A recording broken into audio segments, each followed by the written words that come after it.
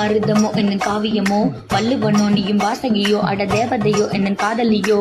அண்ணன் நட ஜின்னுக்கு ஜிங்காரி, வங்க கடல் அழகின் முத்தாகி, வள்ளுவன் கையடி எழுத்தாணி, அச்சு நகை கொண்ட அலங்காரி.